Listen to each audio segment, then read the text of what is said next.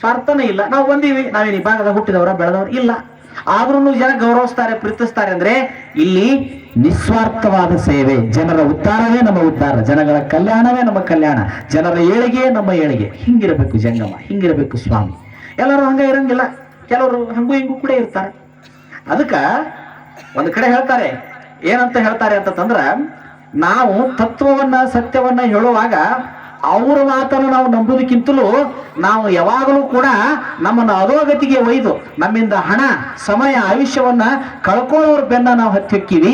ಇದು ಯಾಕಂದ್ರ ನಮ್ಮ ಮನೋದೌರ್ಬಲ್ಯ. ಯಾವ ದೌರ್ಬಲ್ಯ? ಮನೋದೌರ್ಬಲ್ಯ. ಮನೋದೌರ್ಬಲ್ಯ ನಮ್ಮಂತೆ ಮನೋದೌರ್ಬಲ್ಯ ಐತಿ.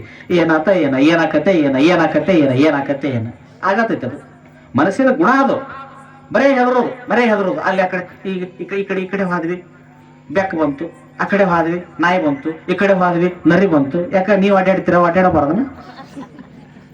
ಹೊಂಟಿದ್ವಿ ಅವ್ವ, ಗುದ್ಲಿ ಸುರುಕಿ ಬೆಟ್ಟ ಅದು ಕೈಲಿಕ್ಕೆ ಅದ್ರ ಗೊತ್ತಾಕತ್ತೆ ನನಗೆ. ಮತ್ತೆ ಗುದ್ಲಿ ಸುರುಕಿ ಬೆಟ್ಟ ಆಗ್ಲಾರ್ದ JCP ಬೆಟ್ಟ ಆಗ್ಬೇಕ? ಏನು ವಿವೇಕಿತನ? ಈ ಒಳ್ಳೆ ಕೆಲಸಕ್ಕೆ ಹೊಂಟಿದ್ದೆ, ಗುದ್ಲಿಕ್ಕೆ ಸಲಿಕೆ ಭೇಟಿ ಆಗ್ಬಿಟ್ಟು ನಾನು ಹೇಳಿ ಬರ್ಕೋ ಆಗ್ಲಿ ಮರ. ಗುದ್ಲಿ ಸಲಿಕೆ ಏನು ಸಣ್ಣವನ ಅವು ಬೇಕಾ? ಗುದ್ಲಿ ಸಲಿಕೆ ಕೆಟ್ಟ ಅಂತ ಯಾಕಂತಿದಿ? ಈ ಹೊಂಟಿದ್ರಿ ಬ್ಯಾಕ್ ತೆಗಿದ ಆತ ಜಿಗುದ್ ಹೋಗ್ಬಿಡ್ತು. ಮತ್ತೆ ನೀ ಹೊಂಟಿದ್ದೆಲ್ಲ ಅದಕ್ಕೆ ಅದು ಹೋಗುವಾಗ ಮತ್ತೆ ಅದಕ್ಕೆ ನೀ ಅಡ್ಡ ಆಗಲಿಲ್ಲ. ಸಂಶಯಾತ್ಮ ವಿನಶ್ಯತಿ ಅಂತ ಅದ್ಭುತ ಮಾತು. ಜಗತ್ತಿನಲ್ಲಿ ಯಾವುದು ನಮಗೆ ಸಾವು ಅಂದ್ರ, ಸಾವು ಎಲ್ಲೋ ಒಂದು ಕಡೆ ಇರ್ತತಿ.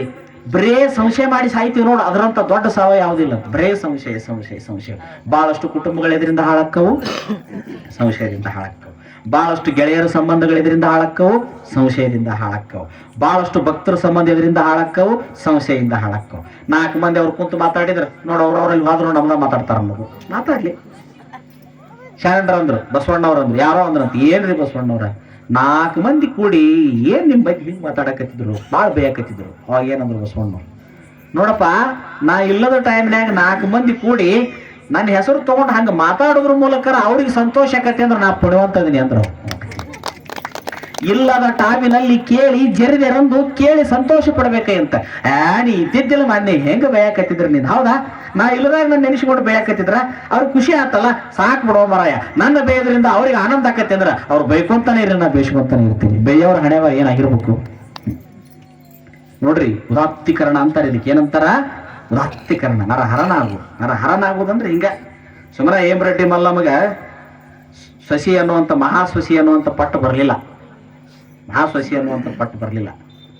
ಸುಮನ ಮದರ್ ತೆರೆಸಾಗ ತ್ಯಾಗಿ ಅಂತ ಬರಲಿಲ್ಲ. ಸುಮನ ಗುಡ್ಡಾಪುರ ದಾನಮ್ಮ ದೇವಿಗೆ ಶರಣೆ ಅಂತ ಬರಲಿಲ್ಲ. ಹೋರಾಟ ಐತಲ್ಲಿ, ತ್ಯಾಗ ಐತಲ್ಲಿ, ಶ್ರಮ ಐತಲ್ಲಿ. ನಾವು ಹೋರಾಟ ತ್ಯಾಗ ನಮಗೆ ಸಹನ ಗುಣನ ಇಲ್ಲ. ತಾಳ್ಮೆ ಅನ್ನೋದು ನಮ್ಮಲ್ಲಿಲ್ಲ. ತಾಳ್ಮೆ ಇಲ್ಲ. ಬರೀ ಮೂಢನಂಬಿಕೆ, ಕಂದಾಚಾರ, ಮನಸ್ಸು ನೆಮ್ಮದಿಯಿಂದ ಇಟ್ಕೊಂಡ್ಬಿಡ್ರಿ ಸಾಕು. ನೀವು ಅರ್ಧ ನಿಮ್ಮ ರೋಗನ ಹೋಗ್ಬಿಡ್ತಾವ. ಯಾವನೋ ಬಂದು ಹೇಳಿದ, ಪೂರ್ವಕ್ಕೆ ಮರಿ ಹೆಚ್ಚಿರಿ ಬಾಗಲ, ಅದಕ್ಕೆ ನಿಮ್ಗೆ ಶ್ರೀಮಂತಿಕೆ ಬರ್ಬೋದು, ಪಶ್ಚಿಮಕ್ಕೆ ಹಚ್ಚಿರಿ. ಎಲ್ಲಾರು ಪಶ್ಚಿಮಕ್ಕೆ ಹಚ್ಕೊಂಡು ಕುಂದಿರ್ತೀವಿ. ದೇಶದ ಸಾಲ ಕಡಿಮೆ ಆಕತ್ತೇನೆ. ಇದು ತಲಿ ಐತಿಲ್ಲ, ವಿಚಾರ ಮಾಡ್ಬೇಕ. ಅದಕ್ಕೆ ನಮ್ಮ ಗದಿಗಿನ ಅಜ್ಜಾರು ಹೇಳ್ತಿದ್ರು, ತಲಿ ಇರೋದು ವಿಚಾರ ಮಾಡ್ಬೇಕ. ತಲಿ ಇರೋದು ಬರೀ ಶರಗ್ ಹಾಕೊಳಕ, ರುಮಾಲ್ ಸುತ್ತಾಕ, ಪಟಕ ಸುತ್ತಾಕ, ಹಣಾಲ್ ಬಿಟ್ಕೊಳಕಲ್ಲ. ತಲಿ ಎದಕ್ಕೈತೆ ಅಂದ್ರ ವಿಚಾರ ಮಾಡಿ ನಡೆ ಅನ್ನೋ ಸಲುವಾಗಿ ಪರಮಾತ್ಮ ತಲಿ ಮ್ಯಾಗ ಕೊಟ್ಟಾನಂತ, ಕಾಲ ಕೆಳಗಿಟ್ಟಾನಂತ. ನೋಡ್ರಿ, ನಾವೇನ್ ಮಾಡ್ತೀವಿ? ವಿಚಾರನ ಮಾಡೋದಿಲ್ಲ. ಎತ್ತೆರಿಗೆ ಅಂದ್ರೆ ಕ್ವಾಣಿಕೆರಿಗೆ. ನಮ್ ವಿಚಾರ ಶಕ್ತಿನೇ ಇಲ್ಲ ನಮಗ. ನೋಡ್ರಿ, ಅವತ್ತಿನ ಕಾಲದಲ್ಲಿ ಮಲೆನಾಡ ಪ್ರಾಂತದಲ್ಲಿ ಒಬ್ರು ಲಿಂಗಾಯತರೆಲ್ಲ ಅಕ್ಕನಾಗಮ್ಮ ರುದ್ರಮನಿಗೆ ಹೇಳಿ ಬಂದ್ಲು, ನೋಡಪ್ಪ ನೀನ್ ಇಲ್ಲಿ ಇರ್ಬೇಕು, 5 ಮನಿ ಭಿಕ್ಷೆ ಬೇಡ ಆದ್ರೂ ಸಹಿತ ನೀನು ಧರ್ಮ ಪ್ರಸಾರ ಮಾಡ್ಬೇಕಂದು. ಆ ತಾಯಿಯ ಮಾತು ಕೇಳಿ ಅವ ಅಲ್ಲೇ ಉಳ್ಕೊಂಡ. ಮುಂದೆ ಆತನೇ ಮಠ ಕಟ್ಟಿದ. ಮುಂದೆ ಅವನ ಶಿಷ್ಯನಾದ ಮುಕ್ತಿ ಮುನಿಯನ್ನ ಅವ ಬಿಟ್ಟ ಅವ ಎಲ್ಲಿಗೆ ಬಂದ ಅಂದ್ರೆ ಇದೇ ಕುಂತಳಪುರಕ್ಕೆ ಬಂದ. ಕುಕನೂರಿಗೆ ಬಂದ. ಕುಕನೂರು ರಾಜನನ್ನ ಕೇಳ್ತಾನೆ, ಇಲ್ಲ ನನಗೆ ಒಕ್ಕಲತನದ ಬಗ್ಗೆ ಆಸಕ್ತಿ ಐತಿ, ನಾನು ಹುಣಸಿ ಬೀಜ ಬಿತ್ತಬೇಕಂತ ಮಾಡೀನಿ. ಬಿತ್ತಿರಲ್ಲ, ಬಾಳ ಚಲೋ ಆತು, ಬಿತ್ರಿ. ಆದ್ರೆ ಸೂರ್ಯೋದಯದಿಂದ ಹಿಡ್ಕೊಂಡು ಸೂರ್ಯಾಸ್ತ ಆಗೋ ಮಠ ನಾ ಎಷ್ಟು ಬಿತ್ತೀನಿ ಅಲ್ಲಿ ಮಠ ನೀ ತಡೆ ಒಡ್ಡಬಾರದು ನೋಡಂದ. ಏಟು ಬಿತ್ತೈತ್ ಬಿಡು ಸ್ವಾಮಿ, ಅವಾಗೇನು ಸಣ್ಣ ಊರ, ಏಟು ಬಿತ್ತಿತ್ ಬಿಡು ಸ್ವಾಮಿ, ಬೆತ್ಲಿ ಅಂತೇಳಿ 2 ಎತ್ತು ತಗೊಂಡ, ಗಳೆ ಹೂಡಿದ, ಬಿತ್ತಾಕತ್ತ ಎಷ್ಟು ಬಿತ್ತಿದ ಅಂದ್ರೆ 750 ಎಕರೆ ಮೇಲೆ ಬಿತ್ತಿದಂತ. ರಾಜನಿಗೆ ಸುದ್ದಿ ಹೋತಂತೆ. ಹಿಂಗಾದ್ರೆ ನಮ್ಮದು ಕುಕ್ನೂರು ಸುತ್ತಮುತ್ತಲು ಕುಂತಾಳಪುರದ ಸುತ್ತಮುತ್ತಲು ಭೂಮಿನ ಉಳಿದಲ್ಲಿ ಎಲ್ಲ ಬಿತ್ತೆ ಬಿಡ್ತಾನ ಹುಣಸಿ ಗಿಡನ ಕಾಣ್ತಾವ ಅಂದದಕ್ಕೆ ಸಾಕ್ ಮಾಡೋಣ ಅವನ್ನ ಸಾಕ್ ಮಾಡೋಣಪ್ಪ ಅಂತ ತಿಳ್ಕೊಂಡಂದ್ರು. ಏನು ಮಧ್ಯಾಹ್ನದ 7 ಮೂರುವರೆ ಸಮಯ ಆಗಿತ್ತು. ಸಾಕ್ ಮಾಡಪ್ಪ ಸಾಕ್ ಮಾಡಿ ನಾವು ಬಿತ್ತಬೇಡ ಅಂತ ಹೇಳೋಣ ಅಂತ ತಿಳ್ಕೊಂಡು ಬಂದ್ರು. ಒಬ್ಬ ಓಲೇಕಾರ ಬಂದು ಗುರುಗಳೇ ಜಂಗಮಾ ಮೂರ್ತಿಗಳೇ ನೀವು ಬಿತ್ತದ್ ಬಂದ್ ಮಾಡ್ಬೇಕಂತ ಸಾಕಂತ ರಾಜ ಹೇಳ. ಸೂರ್ಯೋದಯದಿಂದ ಹಿಡ್ಕೊಂಡು ಸೂರ್ಯಾಸ್ತದ ಮಠ ಅಂತ ಮಾತು ಕೊಟ್ಟಾನ. ಸೂರ್ಯೋದಯ ಹಿಡ್ಕೊಂಡು ಸೂರ್ಯಾಸ್ತದ ಮಠ ಅಂತ ಮಾತು ಕೊಟ್ಟು ಇನ್ನೂ ಸೂರ್ಯ ಮುಳುಗೋದಕ್ಕೆ ಇನ್ನೂ 2 ಗಳಿಗಿದೆ. ಈಗ ಅವ ಕೊಟ್ಟ ಮಾತಿನಂಗೆ ನಡ್ಕೊಳಂಗಿಲ್ಲ ಅಂದ್ರ ಈ ಮಾತು ತಪ್ಪಿ ನಡೆಯೋರು ಮುಖಾನ ನೋಡಬಾರ್ದ ಅಂತೇಳಿ ಅಲ್ಲೇ 2 ಎತ್ತುಗಳನ್ನು ಕೋಳ ಹರದ ಹೋದ.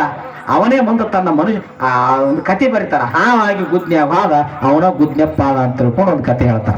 ಈ ಭಾಗದಾಗ ಐತಿ ಗುದ್ನೆಪ್ಪಾದ. ಮುಂದೆ ಗುದ್ನೆಪ್ಪನ ಮಠ ಆತು ಅಂತ ತಿಳ್ಕೊಂಡು ಒಂದು ಕತೆ ಐತದು.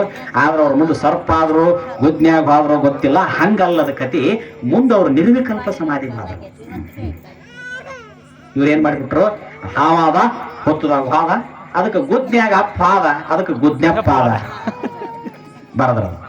ನಾನು ನೋಡಕ್ ಹೋಗ್ತಿದ್ದೆ ವರ್ಷ ಜಾತ್ರೆಗೆ, ದೊಡ್ಡ ಜಾತ್ರೆ ಈ ಭಾಗದಲ್ಲಿ. ಅದು ನೋಡಕ್ ಬರ್ತಿದ್ದೆ ನಾನು. ಏನಿದು ಹಿಂಗೈತಿ ಅಂತೇಳಿ ಒಂದು ಕ್ಷಣ ಕುಂತು ವಿಚಾರ ಮಾಡಿದ್ವಿ. ಅವಾಗ ಸತ್ಯ ಹೊಳಿತು. ಅವರಲ್ಲಿ ಅನುಷ್ಠಾನ ಮಾಡಿದ ಗವಿನೂ ನೋಡಿದ್ವಿ, ಎಳೆಪ್ಪನ ಮಠನೂ ನೋಡಿದ್ವಿ. ಅವಾಗ ಗೊತ್ತಾತು ಅಲ್ಲೇ ಇದು ಮೋಸ ಐತಿ. ಗುದ್ನ್ಯಾಗ ಹೋಗಿಲ್ಲ, ಗವಿ ಒಳಗೆ ಹೋಗಿ ನಿರ್ವಿಕಲ್ಪ ಸಮಾಧಿ ಹೊಂದಿದ್ರು. ಭಕ್ತರಿಗೆ ಹೇಳಿದ್ರು ಅವ್ರು, ಆತಪ್ಪ ಇನ್ನು ಕಲ್ಲಿನ ಪಡ ಮುಚ್ಚಿಬಿಡ್ರಿ ಅಂತೇಳಿ. ಮುಂದೆ ಅವರು ಲಿಂಗಾನುಸಂಧಾನದಲ್ಲಿ ಕುಳಿತು ನಿರ್ವಿಕಲ್ಪ ಸಮಾಧಿ ಆದ್ರು. ಹೆಂಗ ಯಡಿಯೂರು ಸಿದ್ಧಲಿಂಗೇಶ್ವರರು ನಿರ್ವಿಕಲ್ಪ ಸಮಾಧಿ ಆದ್ರು, ಹಂಗ ರುದ್ರಮುನೀಶ್ವರರು ಒಳಗೆ ಕುಂತು ನಿರ್ವಿಕಲ್ಪ ಸಮಾಧಿ ಆದ್ರು. ಅದಕ್ಕೆ ಅದನ್ನ ಅವರು ಆ ಗುದ್ದಿನೊಳಗೆ ಹೋಗಿದ್ದಕ್ಕನ ಗುದ್ನೆಪ್ಪಾದ ಅಂತ ಹಿಂಗ ಒಂದೇನೋ ರೂಢಿ ಒಳಗ ಬರೆದ್ರು. ಅವರೆಲ್ಲ ಯಾರಂದ್ರೆ 12ನೇ ಶತಮಾನದ ಶರಣರ ಪರಂಪರೆಯವರೇ. ಅದೆಲ್ಲ ಬಸವಣ್ಣನ ಕಾಲದಲ್ಲಿ ಬಸವಣ್ಣನವರಿಂದ ಲಿಂಗ ದೀಕ್ಷಾ ತಗೊಂಡ ಆತ ಯಾರೋ ರುದ್ರಮುನಿ. ಅದಕ್ಕೆ ಇವತ್ತಿಗೂ ಆತನಿಗೆ ರುದ್ರಮುನಿ ಸ್ವಾಮಿ ಅಂತಾನೆ ಕರಿತಾರ. ನೋಡಲ್ಲಿ ಅನ್ನಂಗಿಲ್ಲ. ನಿಮ್ ಬಾಯಾಗ ಸಿಕ್ಕಿ ಗುದ್ನೆಪ್ಪಟ್ಟ ಜಾತ್ರೆ ಅಂತ ಅಂತೀರಿ ನೀವು. ಆದ್ರೆ ಮೊದಲ ರುದ್ರಮುನಿನೇ. ಮುಂದೆ ಈ ಕಡೆ ಹಳೆಯಪ್ಪನ ಮಠ. ಹಳೆಯ ಅಂದ್ರೆ ಚೆನ್ನ ಬಸವಣ್ಣ ನೋಡ್ರಿ. ಇವತ್ತಿಗೂ ಅಲ್ಲಿಂದ ಅಲ್ಲಿ ಪಲ್ಲಕ್ಕಿ ಬರ್ತತಿ, ಅಲ್ಲಿಂದ ಅಲ್ಲಿ ಹೋಗತಿ. ಯಾಕೆ ಇವನ್ನೆಲ್ಲ ಹೇಳ್ಬೇಕಾಕತಿ ಅಂದ್ರ ಇವೆಲ್ಲ ಶರಣ ಸಂಸ್ಕೃತಿಯ ಕುರುಹುಗಳದಾವಿಲ್ಲಿ. ಏನದಾವ ಕುರುಹುಗಳು. ಆ ಚನ್ನಬಸವಣ್ಣನವರು ಇದ್ದಂತ ಸಮಯದೊಳಗ ಈ ಭಾಗದ ಎಲ್ಲಾ ಭಕ್ತರನ್ನು ಮನೆ ಕರ್ಕೊಂಡು ಹೋದ್ರು. ಹೀಗಾಗಿ ಇವತ್ತಿಗೂ ಕೊಪ್ಪಳದ ಸೀಮೆ ಒಳಗಿನ ಜನ ಉಳ್ವಿ ಜಾತ್ರೆಗೆ ಹೆಚ್ಚು ಬರ್ತಾರ. ಅದು ಈಗಿಂದಲ್ಲ, ಚನ್ನಬಸವಣ್ಣವರು ಬಂದು ಇದ್ದ ಪರಂಪರೆಗಾಗಿ ಆ ನೆನಪು ಹಿಡ್ಕೊಂಡು ಇವತ್ತಿಗೆ ಉಳ್ವಿಗೆ ಮಂದಿ ಬರ್ತೈತೆ. ಇವತ್ತಿಗೆ ಈ ಭಾಗದಲ್ಲಿ ಅವ್ರ ಜಾತ್ರೆ ಅಕ್ಕ ನಾವ್ ಅಂದಿ ಬಾಳ ಮಂದಿ ಅಲ್ಲಿ ಉಳ್ವ್ಯಾಗ ಕೇಳ್ತಿರ್ತೀನಿ. ಎಲ್ಲಿ ಅವ್ರಂದ್ರೆ ನಾವು ಕೊಪ್ಪಳ ಸೀಮೆಯವ್ರು, ಕೊಪ್ಪಳ ಭಾಗದವ್ರಿ ಅಂತಾರ. ಕೊಪ್ಪಳದ ಅಲ್ಲಿ ಮಠ ನಾವು ಬರ್ತೀವ್ರಿ ಅಂದ್ರ ಅವ್ರು ನಡ್ಕೊಂತ ಬರ್ತೀವಿ. ಬಹಳ ಮಂದಿ ಕೊಪ್ಪಳ ಜಿಲ್ಲಾದವ್ರು ಉಳ್ವಿ ಜಾತ್ರೆಗೆ ಬರ್ತಾರ. ಯಾಕೆ ಉಳ್ವಿ ಜಾತ್ರೆಗೆ ಬರ್ತಾರ ಅಂತಂದ್ರ ಹೇಳಿದ್ರಿ ನಮ್ಮ ಅಜ್ಜನ ಕಾಲದಿಂದ ಐತ್ರಿ, ಅವ್ರ ಅಜ್ಜನ ಕಾಲದಿಂದ ಐತ್ರಿ. ಹೇಳೋರು ಹೇಳ್ತಾರ್ರಿ ನೀವು ಚನ್ನಬಸವಣ್ಣನಿಂದ ಬಂದವ್ರು ಅಂತೇಳಿ. ನೋಡ್ರಿ ಎಷ್ಟು ಸತ್ಯ ಐತಿ ನೋಡ್ರಿ. ಇವತ್ತಿಗೂ ಈ ಭಾಗದಲ್ಲಿ ತತ್ತು ಗೊತ್ತಿಲ್ಲ ಅವಕ್ಕ. ಸೋಮನ ಉಳ್ವಿ ತೇರಿಗೆ ಬರೋದು ಅಡಿಕೇಶ್ವರ, ಮಡಿಕೇಶ್ವರ, ಬೋಪುರ, ಉಳ್ವಿ, ಚನ್ನ ಬಸವೇಶ್ವರ. ಮತ್ತೆ ಯಾರ್ಯಾರು ಇರ್ತಾರಂದ್ರ ಅದ್ರಾಗ ಪಂಚಮಸಾಲ್ಯಾರು ಇರ್ತಾರ, ಗಾಣಿಗ್ಯಾರ ಇರ್ತಾರ, ಬಣಿಜಿಗ್ಯಾರ ಇರ್ತಾರ. ಎಲ್ಲಾ ಜಾತಿಯವರು ಉಳ್ವಿಗೆ ಬರ್ತಾರ. ಒಟ್ಟು ಲಿಂಗಾಯತರು ಅವ್ರು ಯಾರೋ ಬರ್ಲಿ ಲಿಂಗಾಯತರು. ಹಿಂದುಳಿದ ಜಾತಿಯವರು ಸಹಿತ ಉಳ್ವಿ ಜಾತ್ರೆಗೆ ಬರೋದು ನಾನು ನೋಡೀನಿ. ಯಾಕಂದ್ರೆ ನನಗೆ ಉಳ್ವಿ ಸಮೀಪ. ನಾವು ಅದೇ ಭಾಗದಲ್ಲಿ ಇರೋರು. ನಾ ಇವತ್ತಿಗೂ ಉಳ್ವಿ ಜಾತ್ರೆ ಎಂತ ಟೈಮ್ ಬಂದ್ರು ತೇರ್ ಎಳೆ ದಿವಸ ಮಾತ್ರ ನಾನು ಹೋಗತ್ತೀನಿ. ತೇರ್ ಎಳೆವಾಗ ನಾನು ಇರತ್ತೀನಿ. ನಮ್ಮ ಶರಣರ ನಾಡದು. ಕಾರಣ ಯಾಕೆ ಅಂದ್ರೆ ಈ ನಾಡಿನಲ್ಲಿ ಶರಣ ಸಂಸ್ಕೃತಿಯ ಪಳಿಯುಳಿಕೆಗಳು ಜೀವಂತದ ಅಂತ ಹೇಳಕತ್ತೀನಿ ನಾ. ಇಲ್ಲೇ ಶರಣ ಸಂಸ್ಕೃತಿಯ ಜೀವಂತದಾವಿಲ್ಲಿ. ಅದಕ್ಕೆ ಸಜ್ಜನಗೂಡದ ಶರಣವ ಬಂದ್ಲು, ಅದಕ್ಕೆ ಗುಡದೂರು ದೊಡ್ಡ ಬಸವಾರ್ಯ ಬಂದ, ಅದಕ್ಕೆ ಗರಮಠದ ತಾತ ಬಂದ, ಅದಕ್ಕೆ ಇಲಕಲ್ಲದ ವಿಜಯ ಮಾಂತಸ್ವಾಳ ಬಂದ್ರು, ಅದಕ್ಕೆ ಮೈಸೂರು ಕುದುರೆಮೋತಿ ಮಾಂತಸ್ವಾಳ ಬಂದ್ರು. ಇವರೆಲ್ಲ ಯಾಕೆ ಬಂದ್ರು ಅಂದ್ರ ಶರಣ ಸಂಸ್ಕೃತಿಯ ಪಳಿಯುಳಿಕೆಯ ಬೀಜಗಳಿವೆಲ್ಲ. ಶರಣ ಸಂಸ್ಕೃತಿ. ಆ ಕಡೆ ಹೋದ್ರೆ ಹಾಲ್ಕೇರಿ ಅನ್ನದಾನ ಸ್ವಾಮಿಗಳು ಬಂದ್ರು, ಈ ಕಡೆ ಹೋದ್ರೆ ಗವಿಸಿದ್ದಪ್ಪ ಬಂದ, ಈ ಕಡೆ ಹೋದ್ರೆ ಒಳಬಳ್ಳಾರಿ ತಾತ ಬಂದ.